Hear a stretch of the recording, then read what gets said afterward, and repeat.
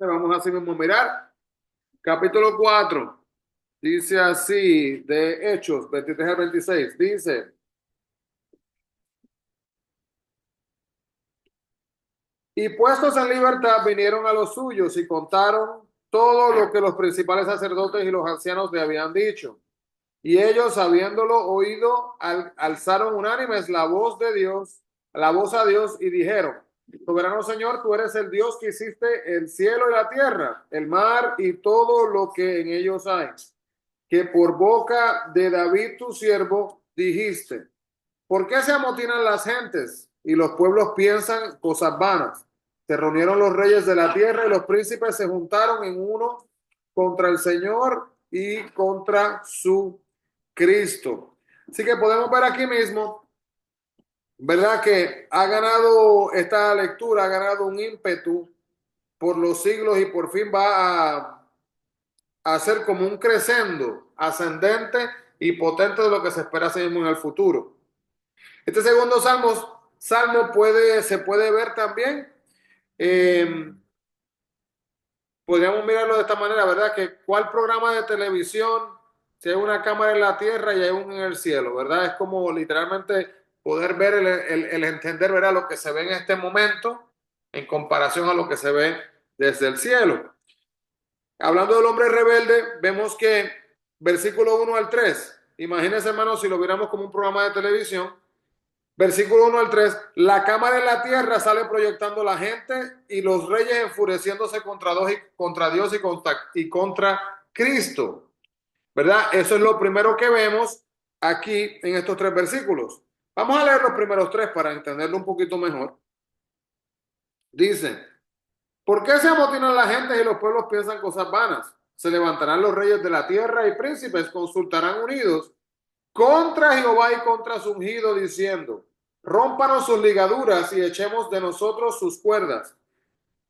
Entonces, hermanos, vemos aquí que se enfurecen entonces en contra de Dios. Versículo 4 al 6. Podríamos decir que es como una cámara en el cielo que sale revelando que Dios el Padre queda impasible. Pues la rebelión ridiculiza del pequeño hombre, ¿verdad? Que no le mueve. Y sigue con su plan de coger y entronar a sí mismo al rey. ¿Qué significa eso? Si yo le pregunto a usted, ¿quién es el rey de su vida? Diría una persona, bueno, es que acá en los Estados Unidos no hay rey. Algunas personas responderían, bueno, aunque no hay rey, el rey de mi vida sería el presidente de los Estados Unidos. Le pregunta quizás a una esposa, bueno, el rey de mi vida es mi esposo. Le pregunta a un hombre, bueno, el rey de mi vida, pues lo soy yo. Le pregunta a una persona que siga a Dios, y dice, el rey de mi vida es Cristo Jesús. Entonces, ¿qué lugar es, verdad, el que tiene y el que ocupa Dios en nuestras vidas? Pero seguimos aquí con el hombre rebelde, así que esto no es nada de positivo. Los capítulos del 4 al 6, mirándolo, seguimos como con un programa de televisión, ¿verdad? La cámara que está en la tierra y la cámara que está en el cielo. Imagínense en el versículo 4 al 6, la cámara en el cielo sale revelando que Dios el Padre queda impasible. Pues la rebelión ridícula, como dije, pues no, del hombre no le mueve, no le hace absolutamente nada con el énfasis que tiene de coger y sacar a su rey. Versículo 7 al 9 continúa, la cámara en el cielo cambia a la diestra del Padre. Dios el Hijo hace valer su autoridad de llevar a cabo el decreto a causa de su resurrección. Él va a venir a juzgar las naciones. Vamos a mirar en Hechos capítulo 13, 33. Si alguien lo encuentra primero que yo, Hechos 13, 23.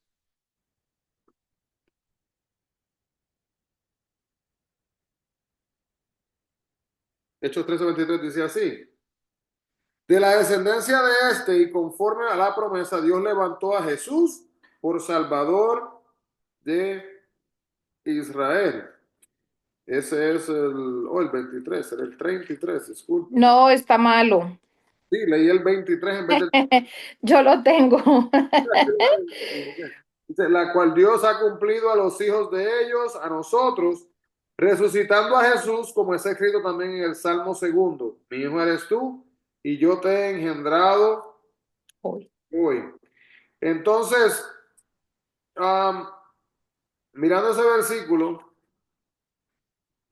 y aún mirando el versículo con el cual me equivoqué, el que me equivoqué que era el 23, tiene una conexión también con el 33, cuando dice Dios levantó a Jesús por Salvador al Rey, por Salvador de Israel. Entonces, hermanos, que Él ha sido levantado y Él entonces va a venir, pero va a venir a juzgar las naciones. Versículo 10 al 12. La cámara entonces en la tierra sale y ¿qué se ve? Se ve Dios, el Espíritu Santo, cuando viene y convida a sí mismo a los hombres a que acepten al Salvador. Honrar al Hijo es cree en el Señor Jesucristo y serás salvo. Salmos 3 al 7 vemos acá lamentos del remanente de Dios y nos vamos a dar cuenta, hermanos, lo que va a pasar. Son 150 salmos y ahora empiezan a unirse, ¿verdad? Vamos a ver que son unidos muchas veces. ¿Por qué? Hablamos de los diferentes tipos de salmos. Los diferentes tipos de salmos algunas veces fueron puestos juntos y se pueden entonces mirar de una forma grupal. Así que estos son los lamentos del remanente de Dios. Pero entonces que estos salmos, asimismo, 5 salmos los cuales forman una breve serie y esta trata de las tristezas del remanente devoto de Dios. La referencia, hermanos, que se hace aquí es directamente a lo que es la tribulación. El momento donde suena la trompeta y pasa este periodo, ¿verdad? Donde venga a pasar lo que es la tribulación. El Salmo 3 habla de que del hombre perfecto que es rechazado. Es una oración matinal. Las pruebas de los justos en Israel, como las pruebas llegan a todos, el consuelo también es para todos. Llegan pruebas para todos, consuelo también para todos. Salmo número 4. Está aquí lo que es el conflicto entre lo que es la simiente de la mujer y la de la serpiente. Se ve aquí que habíamos hablado de esto mencionado la semana pasada, lo que es la oración vespertina para ser cantado al acompañamiento de instrumentos de cuerda. Y esta es la súplica, hermanos, del hombre, del Hijo del Hombre y de aquellos que imploran también a sí mismo en su nombre. El hombre perfecto en medio de enemigos, ¿verdad? También vemos acá oración en el capítulo 5, oración al despertar, se ve en el versículo 3, y este es el clamor de los justos en la hora de la gran congoja. Buscan un refugio, miremos acá para ver eso. Salmo 5, versículos 7 y 8, si alguien lo tiene y lo quiere leer.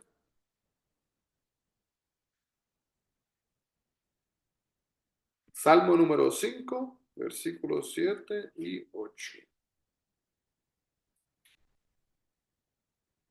Dice así. Mas yo por la abundancia de tu misericordia entraré en tu casa, adoraré hacia tu santo templo en tu gran temor. Guíame, Jehová, en tu justicia a causa de mis enemigos. Endereza delante de mí tu camino. Así que podemos ver, hermanos, que la idea era crear como un tipo de refugio, crear un tipo de protección, de cobertura, en base a lo que dicen estos versículos. Entonces, en el Salmo 6, el hombre perfecto en medio del castigo. Mire ahí lo que vemos en el versículo 7.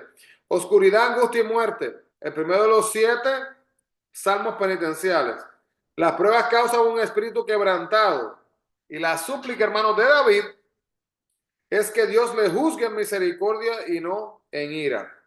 Le pregunto a Maribel, a Erika, los que están conectados, ¿qué ustedes prefieren? ¿La ira de Dios o la ira del hombre? ¿La justicia de Dios o la justicia del hombre? ¿Qué creen? Salud. Pues yo la justicia de Dios. ¿Por qué, Maribel? Yo sé que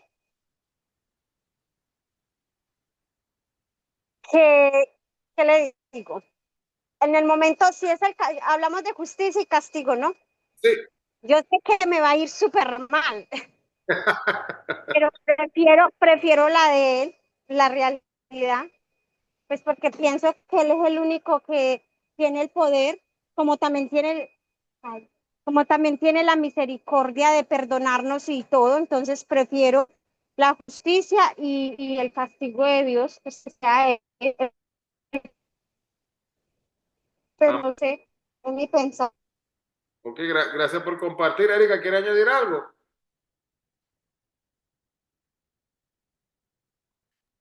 Yo estoy de acuerdo con Maribel. Por muy duro que sea el castigo, el de Dios siempre va a ser con más amor y con misericordia. Pare de contar. Y va a ser con justicia. O sea, me va a juzgar como me tiene que juzgar. Ni un poquito más, ni un poquito menos. Ahí está, y ese prácticamente es el punto, bien dicho, ¿verdad? Que porque entendemos que Dios, el Padre, ¿verdad? El Padre que ama castiga, como dice la Biblia, pero lo hace ¿de qué manera? De manera de edificación, ¿verdad? Para ayudar, no para lastimar, para herir. Entonces ahí prácticamente es la importancia de poder asimismo hacer las cosas de acuerdo al plan divino de Dios, sin permitir que el juicio del hombre, ¿verdad? Que puede ser bien, en vez de ser imparcial, ¿verdad? Algo bien con mucha parcialidad, en vez de ser objetivo, bien subjetivo en base a sus propias opiniones, lo que piensan, puede ser totalmente diferente. Entonces acá cuando vemos entonces estas cosas, vemos entonces acá estos ejemplos que se ven entonces en esos versículos. Así que la idea es que Dios juzga entonces en misericordia y no en ira. El hombre perfecto en medio de los falsos testimonios, ese es el Salmo número 7. Aquí es una plegaria pidiendo lo que es la vindicación. Cus, hijo de Benjamín, podría ser Saúl quizás. Esta plegaria es proféticamente la del remanente durante la gran tribulación. Y aquí concluye lo que es el primer agrupamiento de 5 salmos. Después vamos entonces al Salmo número 8. Y en el Salmo número 8 vemos lo que es la restauración del hombre que viene por medio del hombre. Este otro salmo también mesiánico. He citado 3 veces en el Nuevo Testamento. Se puede encontrar, si quiere anotar por ahí, en Hechos 2, del 6 al 8. Hechos 2, del 6 al 8. Primera de Corintios 15, 27. Y también en Efesios capítulo 1, versículo 22. Esto pone énfasis sobre la humanidad de Cristo y su victoria final también como hombre. Luego tenemos entonces lo que es el Salmo número 9. Del 9 hasta el capítulo 15. Aquí los agrupamos todos estos juntos. Y ahí están agrupados lo que es el conflicto del enemigo y anticristo y también la liberación final. La mayoría de estos salmos tienen a David por autor. El salmo número 9 tenemos aquí el hombre de Satanás, el versículo 17. Vamos a leer, busque ahí el salmo 9 conmigo. 9:17.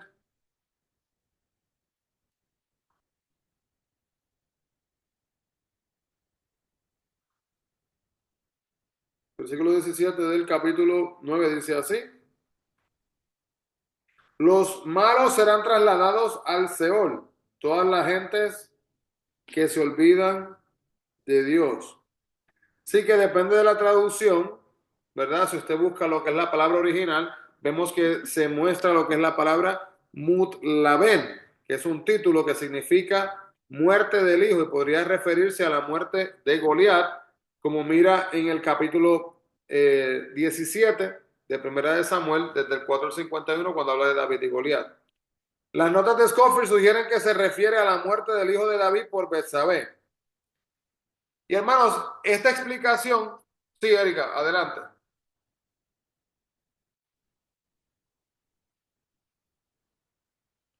Ya le active. Ok, Adelante. tengo una pregunta.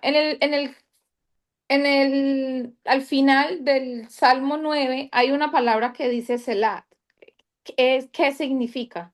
Por favor. La palabra Selah la podríamos estudiar una noche totalmente, tomar un estudio totalmente para hacerla, pero yo no voy a pasar todo ese tiempo, solamente se la voy a resumir eh, bien rápidamente. Y es una palabra muy bonita. Comenzamos con eso. Si usted mira, vamos a ver cómo la usamos acá. Creo que es una de las primeras veces que aparece por acá. Pero Sí. literalmente, cuando usted ve esa palabra, lo que se supone que haga es como tomar una pausa de reflexión. Oh. Entonces, déjeme yo anoto por aquí y hablamos más de eso un poquito luego. am, en otro momento. Pero mientras sigamos leyendo, mientras usted siga leyendo los salmos, ¿verdad? Cuando usted lea la palabra Selah, vamos a decir, si yo fuera a escribir mi propio libro, ¿verdad? Y yo quisiera utilizar la palabra Selah, utilizaría quizás un versículo bíblico que dice Dios es amor. Entonces, si yo le escribo en mi libro, yo escribo, como dice la Biblia, yo escribo, Dios es amor, Selah. Usted coge, mientras está leyendo mi libro, usted lee entonces acá, lee entonces donde dice Selah, y al usted leer eso, usted va a decir, wow, mentalmente, ¿verdad? Internamente, hace un periodo de reflexión,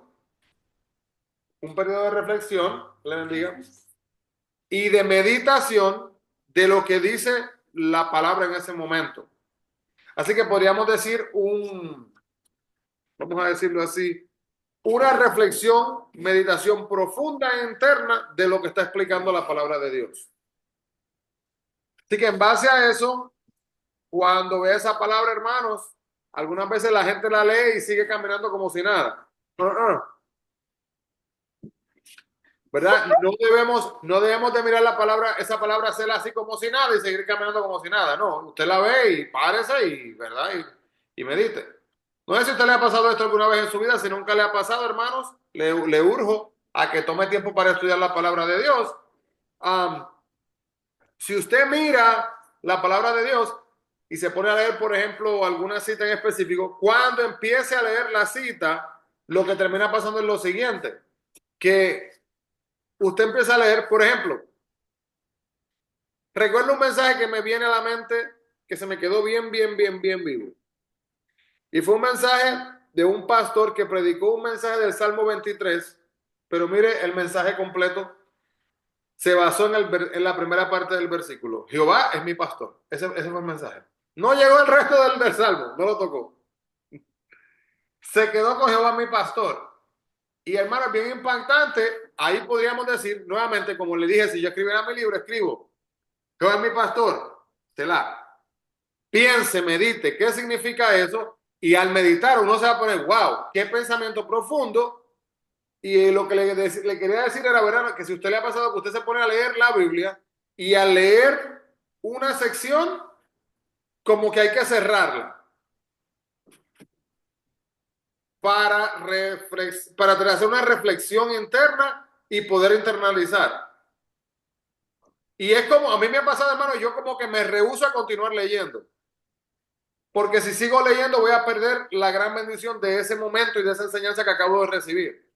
Así que si acaso hago algo es volver a leer esa misma sección y pedirle a Dios que revele en mi corazón dentro de mí qué es el mensaje que Él quiere compartir conmigo.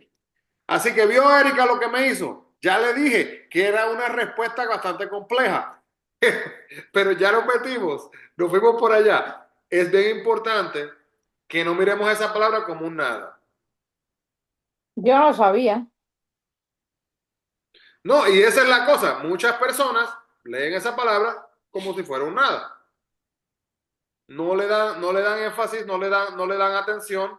Hay, ¿verdad? En bases a, bueno, seguimos hablando de esa palabra luego, pero mientras tanto, porque hay algunas personas también que creen que dicen no sabemos exactamente lo que fue, puede haber sido una pausa, puede haber sido un receso, hablamos un poquito más de eso luego, pero mientras tanto, hermanos, por favor, cuando usted esté leyendo y usted vea esa palabra, tome como un respiro, sí, Selah. Ella estaba preguntando, miramos el Salmo número 9.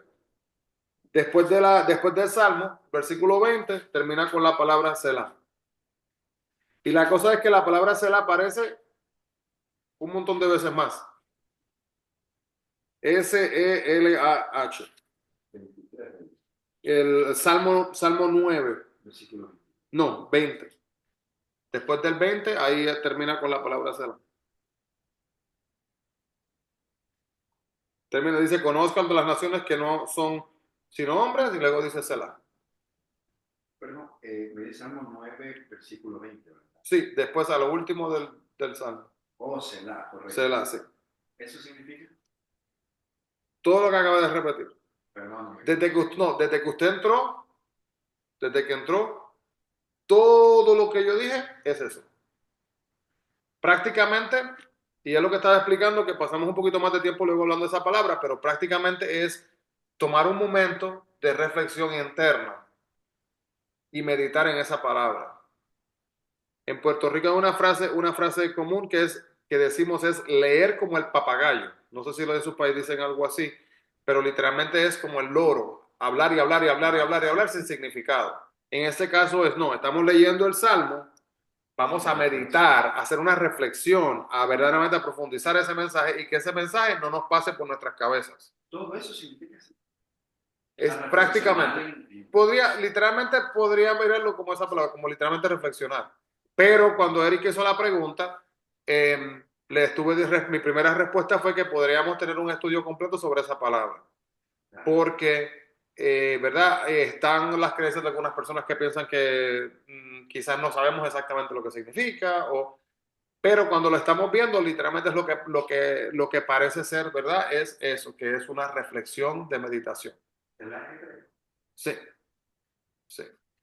Todo está todo conectado con el pueblo de Israel.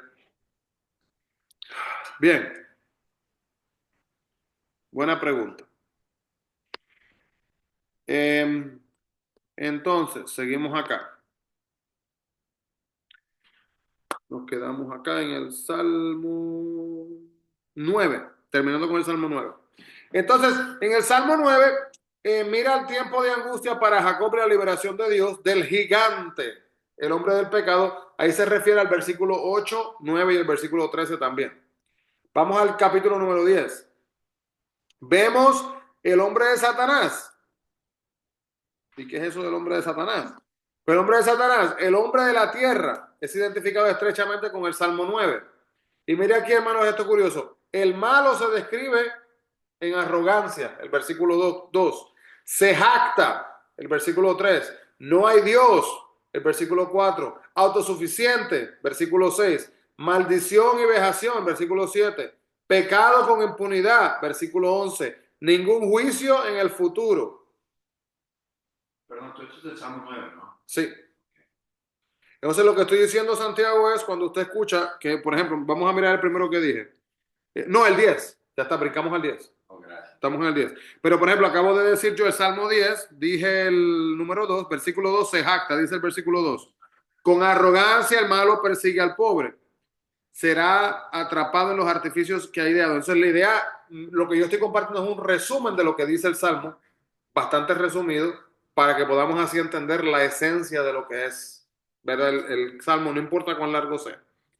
Entonces vamos hacia el versículo, el libro número, Salmo capítulo 11.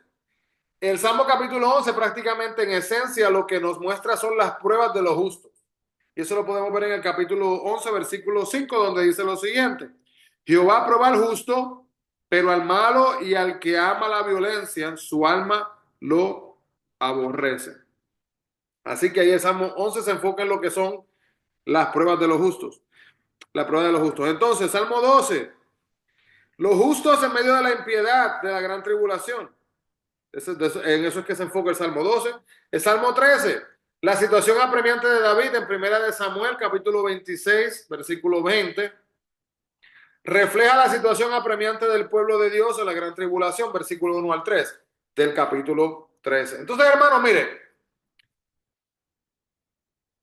Si usted se está perdiendo un poquito con lo que estoy diciendo o hay un poco de desconexión, le voy a explicar por qué es que está la desconexión y por qué es que quizás llega la confusión. Usted puede decir, pero ¿por qué estamos hablando del capítulo 3 y usted sigue hablando de David? ¿Por qué estamos hablando en el capítulo 10 y estamos hablando ahora de Satanás? porque estamos hablando del capítulo 13 y estamos hablando de la tribulación. Y es simple, hermanos. Si se acuerdan cuando comenzamos el estudio de los salmos, estuvimos explicando que la mayor parte de los salmos fue escrito por David. ¿Qué pasó David a través de su vida? Muchas situaciones diferentes. Y en todas esas situaciones diferentes, ¿verdad? Cuando su hijo murió, cuando su hijo estaba enfermo, ¿qué él hizo?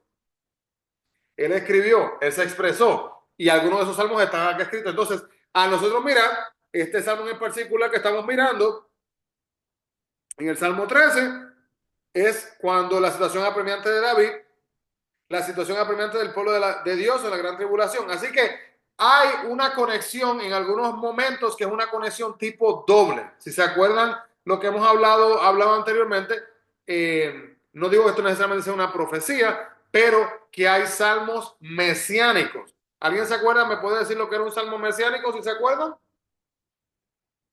¿Se acuerda Maribel, Erika? Santiago, que era un salmo mesiánico. Primera vez que escucho. Así que un salmo mesiánico tiene, ¿de dónde viene la palabra mesiánico? Del Mesías, ¿verdad? Entonces, un salmo que proyecta, conecta hacia el futuro, ahí viene la parte de la profecía, del Mesías, de lo que está por venir. Entonces, sería técnicamente visto, se podría ser visto cuando se hablan de las profecías, una profecía de doble cumplimiento. Doble cumplimiento. Una profecía de doble cumplimiento significa, ¿verdad? Que vamos a decir, ahora mismo, en este momento, dice, vamos a decir, la profecía estipula que como el pueblo está pecando, va a haber un castigo. Y ese castigo va a terminar y arrasar con este pueblo, con esta generación, esta nación. Así pasó en Babilonia, ¿verdad? Se acabó. Eso va a pasar en el rapto. Doble cumplimiento. Todo lo malo va a ser arrasado en un momento. Entonces, sería visto como una profecía de doble cumplimiento. Entonces, cuando vemos entonces acá que nos muestra esto en el capítulo 13, pues cuando usted escucha, hermano, la conexión, y si quiere leer, vamos a leer un ejemplo. El Salmo 13, que le acabo ya se lo he repetido 2 veces. Vamos a buscar en 1 Samuel 26:20. Para ver la conexión de David. 1 Samuel 26:20.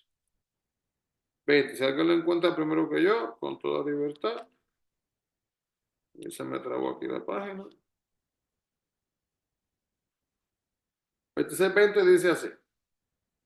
Primera de Samuel, perdón. 1 Samuel, correcto. 1 Samuel 26:20. Dice, no caiga pues ahora mi sangre en tierra delante de Jehová, porque ha salido el rey de Israel a buscar una pulga, así como quien persigue una perdiz por los montes. ¿Qué es eso? Dice una persona. Ahora de ahí vamos a brincar al Salmo 13. Así que ya tienen la imagen, ¿verdad? ¿Tienen la imagen? Lo leo de nuevo. Voy a leer una vez más, escuchen.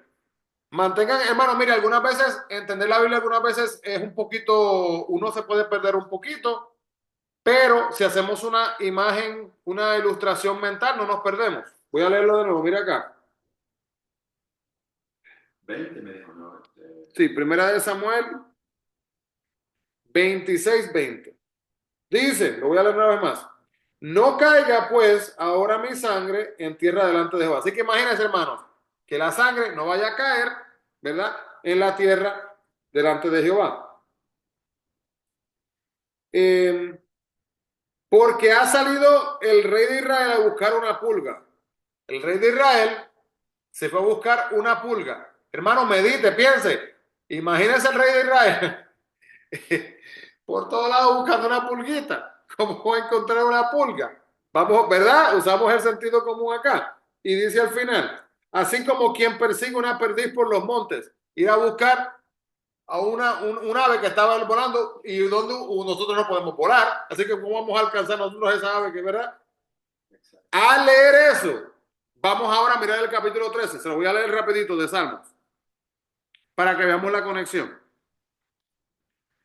Y es el punto importante que por qué es que tenemos que mirar la Biblia contra la Biblia, no contra los libros que escriban la gente, que pueden ser hermanos de buena bendición y de buena guianza, no tiene nada de malo. Las Biblias que tienen referencias abajo son Biblias que son buenas, nos ayudan, ¿verdad? Pero qué bonito cuando las Biblias tienen referencias de la misma Biblia, ¿verdad? Oh. Porque hay veces que la gente se deja llevar solamente de otras personas y hay que tener cuidado con eso. Dice así el Salmo 13, escuchemos. Déjenme leerlo aunque sea los primeros, o solo son 6 versículos.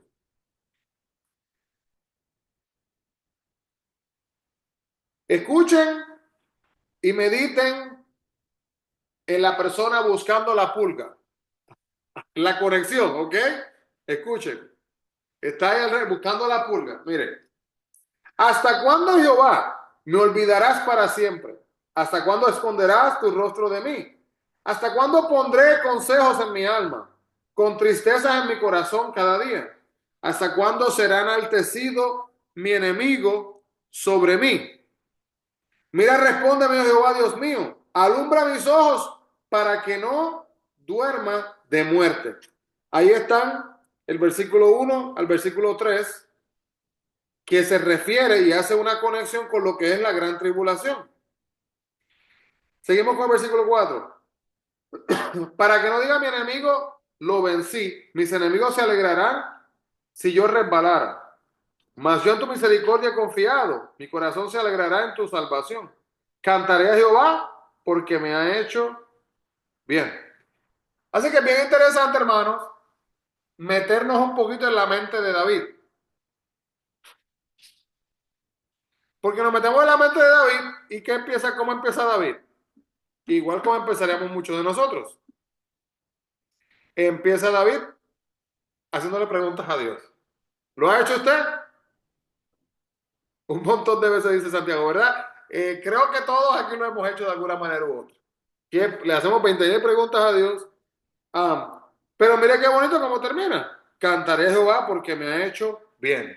Así que hubo como un proceso, una transición. Pero vemos aquí, repito lo que dije al principio del Salmo 13, la situación apremiante de David refleja la situación apremiante del pueblo de Dios en la gran tribulación. Así que, aunque hay preguntas, aunque hay dudas, lo conectamos con la pulga, no nos encuentra, nos sentimos como que Dios no nos está encontrando, como que está escondido, ¿verdad? O como que nosotros estamos escondidos de su presencia.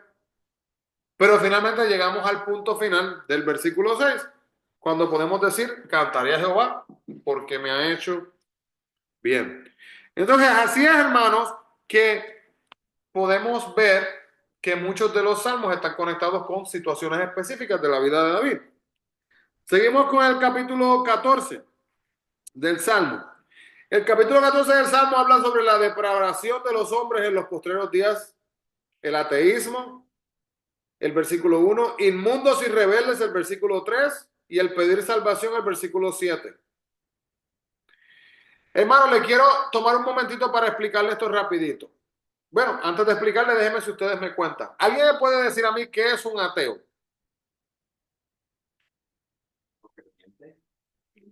No creyente. ¿O que un ateo es un no creyente? ¿Alguien quiere añadir algo más? ¿Cómo usted definiría la palabra ateo? Cuéntenos. ¿Iba a responder, Erika? Pensé que fue a responder. O Maribel, ¿qué es un ateo?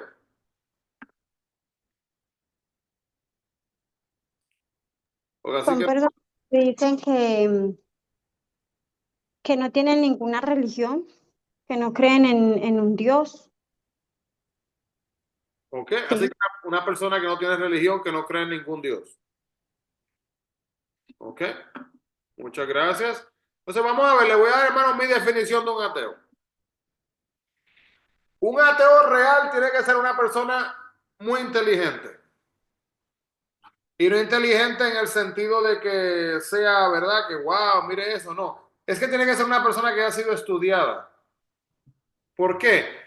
Porque para yo decir que yo no creo en Dios, tengo que estudiar todas las religiones diferentes para saber si hay Dios o no hay Dios.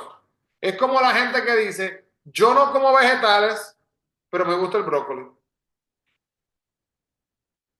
Yo no como frutas, solamente uvas. Pues entonces si come frutas, solamente esa es la única que se come, pero entonces, correcto, pero come frutas. Entonces, literalmente decir, yo no creo en Dios al no conocer las diferentes religiones, es como decir, a mí no me gusta comer camarones, pero nunca he tratado los camarones. Entonces, ¿verdad? Es importante cuando se habla aquí entonces en este capítulo que menciona aquí lo que es el ateísmo, entender, hermanos, personas que se han perdido tanto en sus propios pensamientos. No sé si has escuchado esta frase y la Biblia nos habla de esto, que nosotros como seres humanos tenemos la habilidad de perdernos en nuestros propios pensamientos. ¿Has escuchado alguna vez esta frase? Mientras más estudio,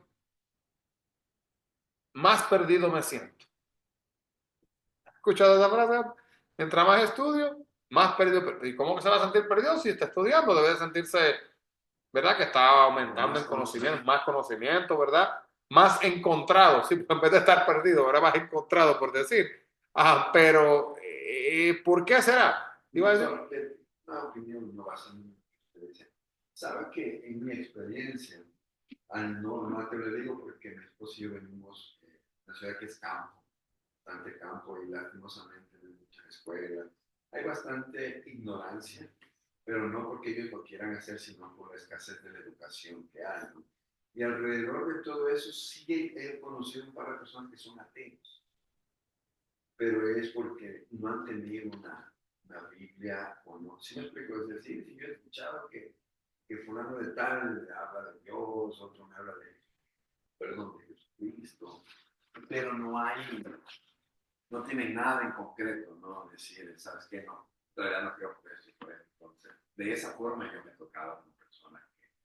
Sí, y muchas veces, ¿verdad? Falta a la exposición, ¿verdad? Yo por eso, hermano, siempre le digo, y esto, una cosa que estuvimos hablando, ¿verdad? Ahora mismo que fuimos al retiro con los jóvenes, yo hablé bien seriamente con ellos antes de que fuéramos y les pedí, les urgí a ellos a que ellos fueran a este retiro con un corazón y una mente abierta para regresar con una experiencia. Porque una experiencia, hermano, no se la puede quitar nadie. Una experiencia ayuda a la incredulidad, a pasar a la credulidad, ¿verdad? Ayuda a la falta de fe, a ya ser fe, ¿verdad? Entonces, cuando hablamos de esas cosas del ateísmo, es, es algo, ¿verdad? Que la Biblia también nos enseña, hermanos, y nos habla, esto es otro tema bien importante en cuanto a lo que es la importancia de estudiar, ¿verdad? La palabra de Dios y de ser así mismo también respetuoso con la otra gente. Hay personas que a veces quieren discutir un tema, pero ya ellos han decidido en su mente la respuesta del tema. Hermanos, ustedes nunca me van a ver discutiendo a mí con una persona, hablando con una persona así. Porque yo hablar, debatir, vamos a hacerlo. Pero se hace de una manera respetuosa donde podamos expresarnos bíblicamente hablando. No cuando una persona solamente quiere hablar, literalmente como dice la palabra de Dios, para escucharse a sí misma, para literalmente afirmar las cosas que están diciendo. No tienen una mente abierta, es necedad. Es total necedad. Seguimos entonces, hermanos, ya pudimos ver la comparación entonces. Salmo 15. El Salmo 15 nos habla de aquellos que entrarán en el reino y la pregunta se hace y luego versículo 1 se contesta, versículo 2 al 5 también se hace la pregunta, perdón, en el 1 y en el 2 se contesta del 2 al 5. Y esto concluye la serie que empezó con el Salmo 9, que dijimos al principio, que Salmo del 9 hasta el Salmo número 15 es el conflicto del enemigo y anticristo, y luego la liberación final. Así que, Santiago, no estoy seguro si esto estuvo cuando comenzamos el estudio de los salmos, pero prácticamente los 150 salmos están divididos en como en diferentes grupos. Entonces, en este caso, el grupo del capítulo 9 hasta el capítulo 15, ese es el grupo. Es el grupo del conflicto del enemigo y anticristo y la liberación final. De lo que se está estudiando. Correcto. Y entonces esto lo estamos viendo a luz de lo que escribió David, a luz de lo que vivimos en nuestras vidas y a luz de lo que está por venir en el futuro. Y ahí vemos la conexión cuando decimos salmo mesiánico, hablando del Mesías que está por venir, hablando de lo que es la gran tribulación, lo que va a pasar en el futuro, que viene siendo entonces, ahí vienen profecías que están conectadas también en algunas partes de la escritura. Entonces, seguimos. Ahora, ya nos vamos a una sección un poco más grande. Desde el Salmo 16 hasta el Salmo 41, ahí nos enfocamos en Cristo en medio de los suyos, santificándolos a Dios. Cristo en medio de los suyos, santificándolos a Dios. Así que comenzamos con el Salmo número 16. Y vamos a hacer esto no con todos los capítulos, vamos a hacerlo con el 16 para aunque sea poder verlo. Salmo 16. Abra por sus Biblias ahí. Miramos Salmo 16.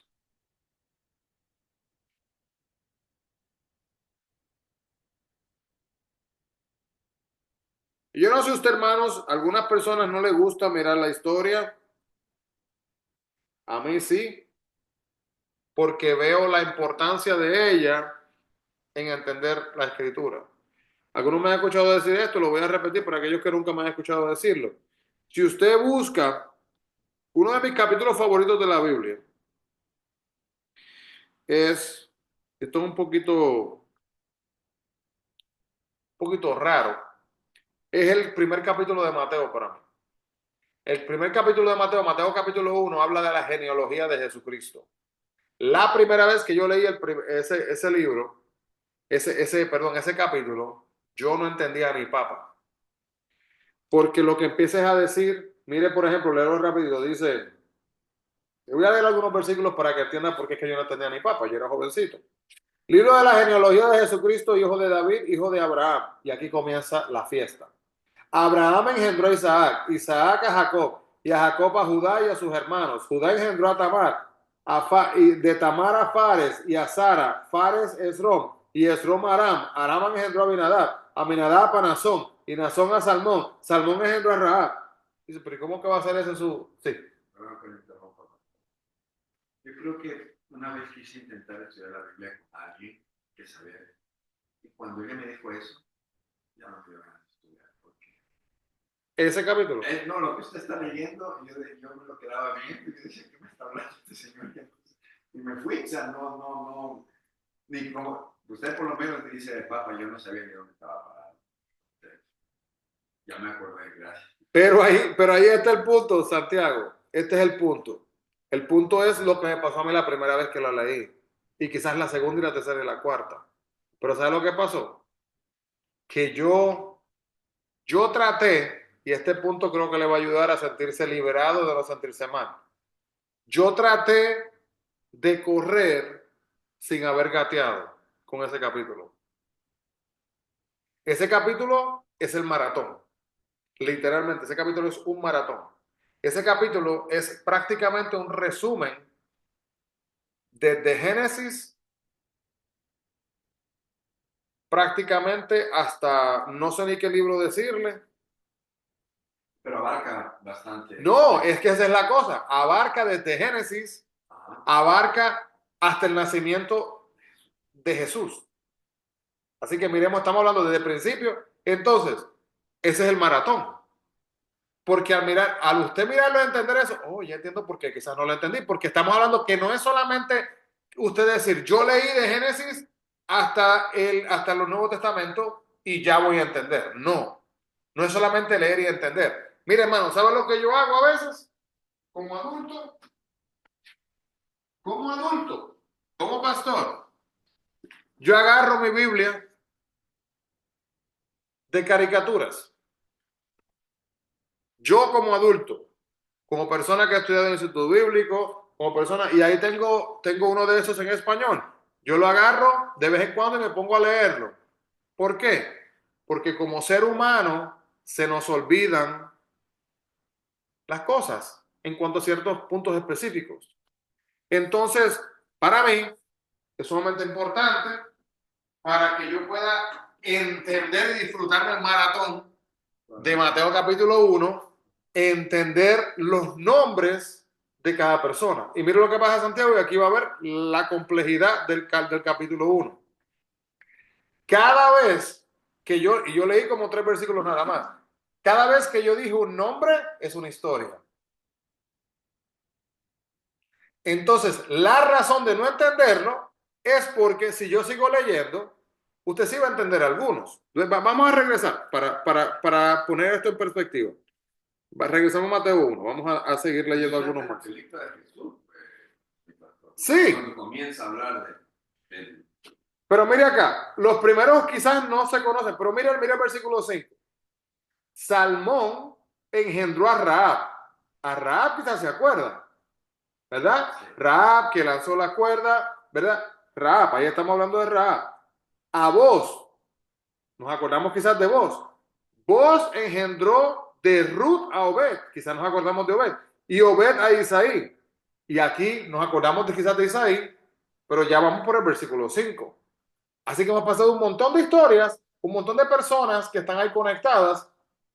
Pero mire qué cosa, que el versículo 6, ahí es cuando nos sentimos un poquito más cómodos, porque mire qué pasa con... Si yo le tapara del 1 al 5 Santiago y le digo comience desde el 6, usted va a decir, entiendo.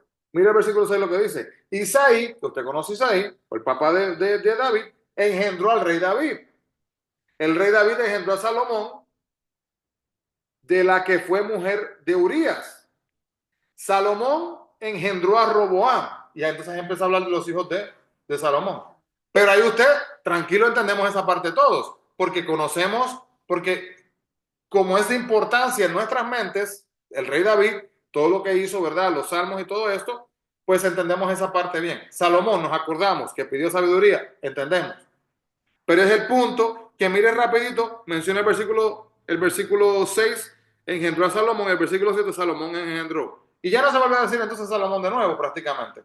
Entonces, la idea es que cada nombre equivale a una historia.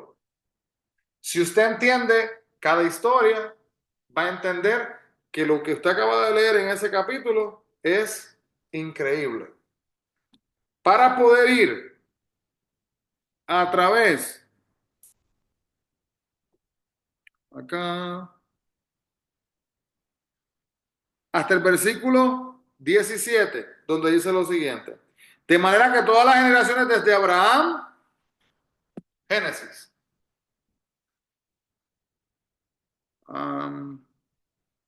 hasta David, son 14. Desde David hasta la deportación a Babilonia, son 14. Y desde la deportación a Babilonia hasta Cristo, 14. Pero ¿cuál es la cosa y la importancia de lo que estamos hablando? Que la Biblia nos está enseñando, hermanos, y nos muestra que habían profecías. Y una de las profecías de Jesús era que Jesús iba a ser de la línea de David, ¿verdad? De la tribu de Judá. Entonces, cuando empezamos a ver estos nombres, nos están trayendo, mostrando la trayectoria del antecedente hasta llegar a Jesús. Y se pone aún más interesante. Si usted mira,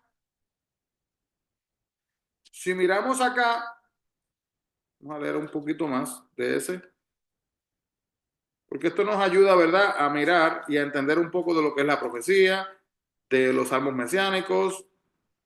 Pero miremos aquí un momentito. Y cuando nos acerquemos. Ok. Versículo 15. Eliud engendró a Eleazar. Quizás no saben quiénes son esas personas hasta ese momento. Eleazar a Matán. Quizás no sabe quién es Matán. Versículo 15 del capítulo 1 de Mateo. Pero mire lo que pasa aquí. Matán engendró a Jacob. Y Jacob engendró a José, marido de María, de la cual nació Jesús.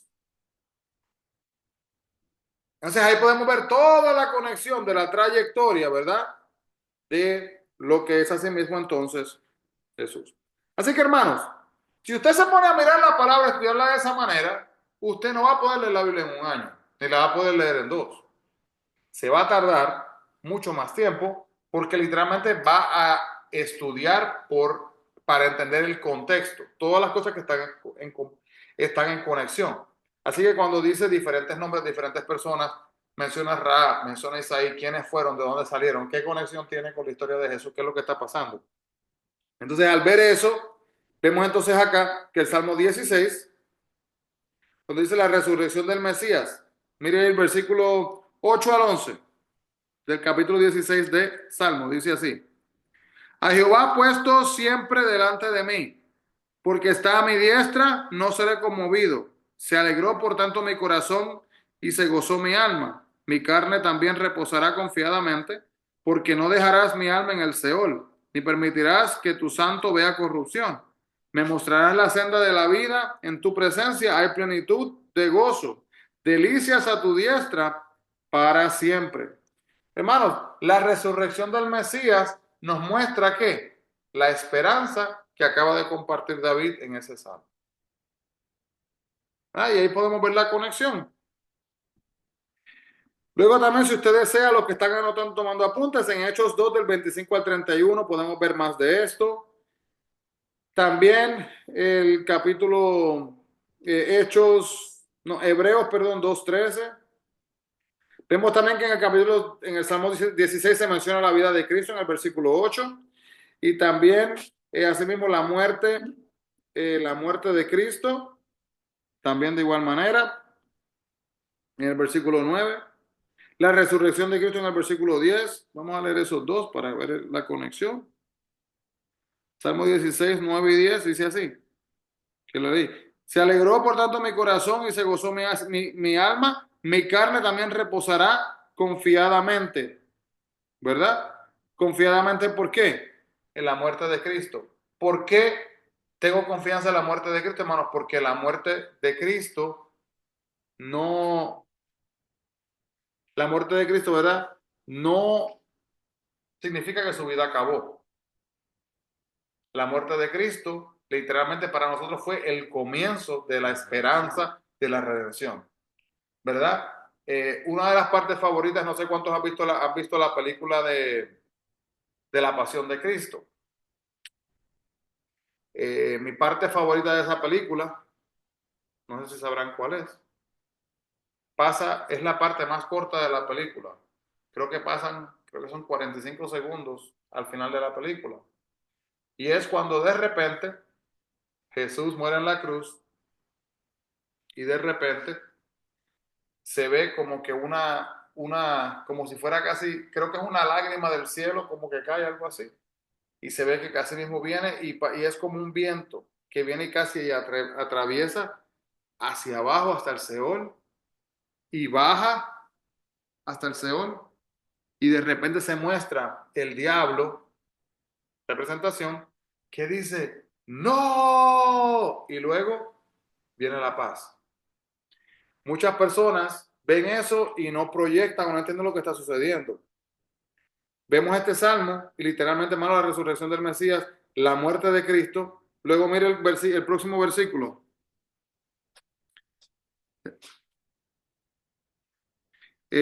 Porque no dejarás mi alma en el Seol ni permitirás que tu santo vea corrupción. Entonces vemos en ese mismo versículo que ahí, hermanos, hay un resumen de lo que es la vida de Cristo, la muerte de Cristo, la resurrección de Cristo, la ascensión de Cristo. Esas cuatro cosas las podemos ver ahí ilustradas. ¿Y cómo es que las podemos ver?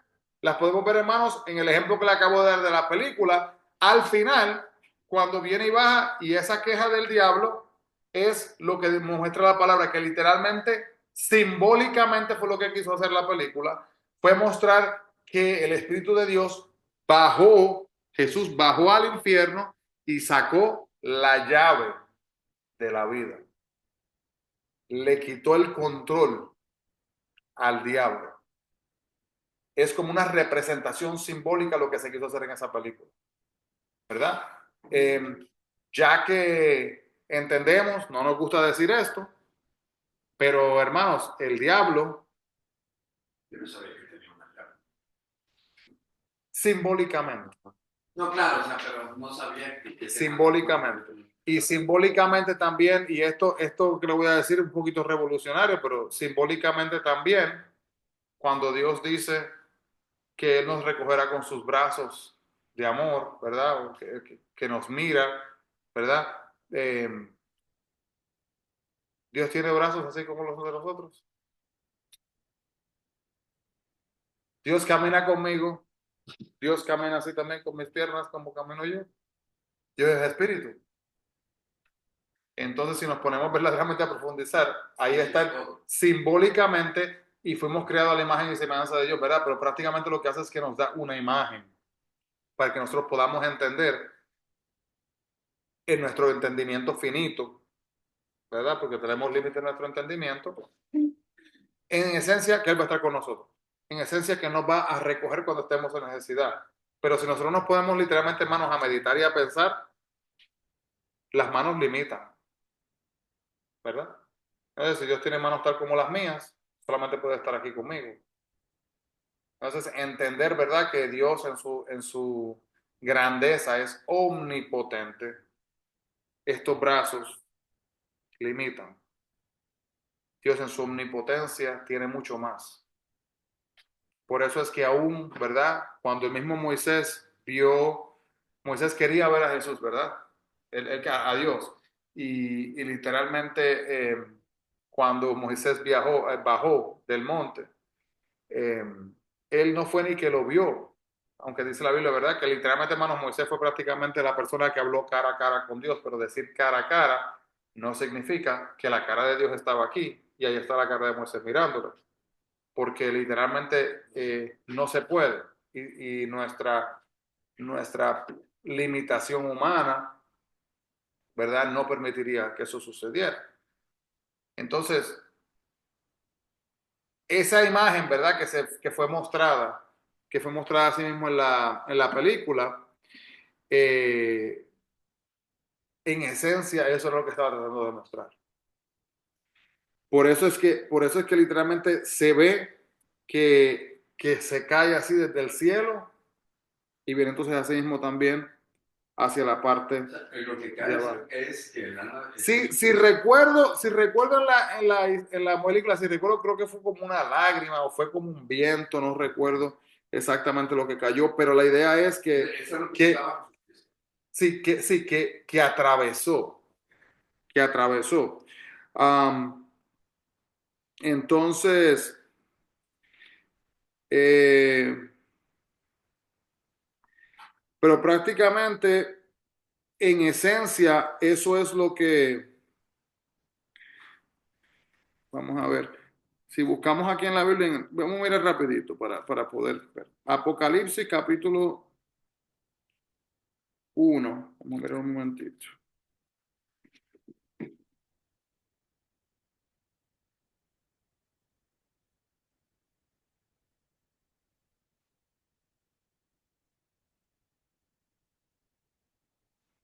Okay.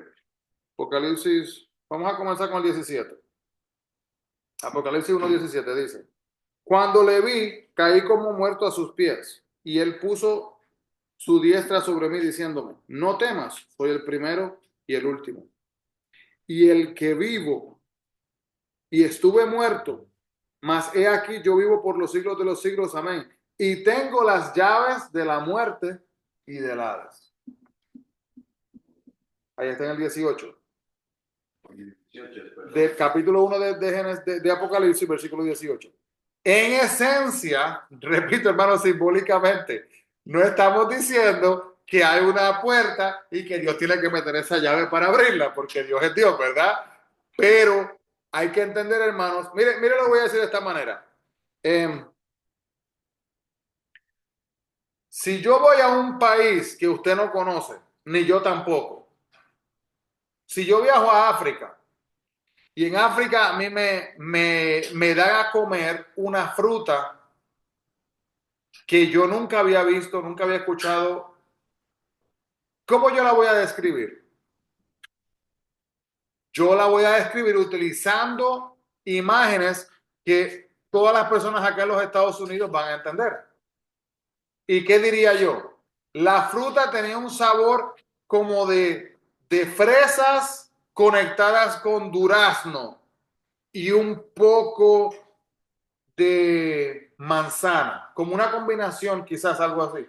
Yo usaría las imágenes de cosas conocidas para tratar de hacerle entender a la persona que me está escuchando. La palabra de Dios, hermanos, nos habla bajo nuestro entendimiento.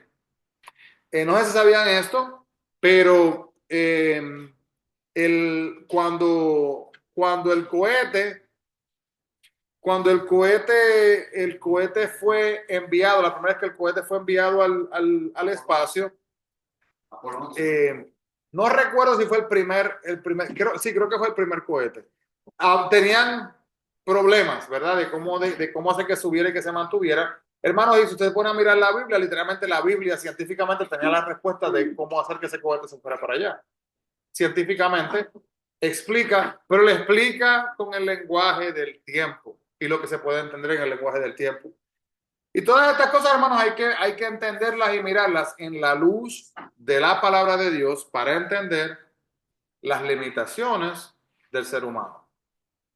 Así que por eso hay que entender y captar lo que es el simbolismo, lo que es la metáfora, lo que es algunas veces en la Biblia, sentido figurado, lo que es algunas veces en la Biblia cuando literalmente se hace una ilustración y nos está diciendo que pasó algo. Cuando Jesús cuenta una parábola, una historia con una moral, con una enseñanza, que no fue una historia que verdaderamente pasó, ¿verdad?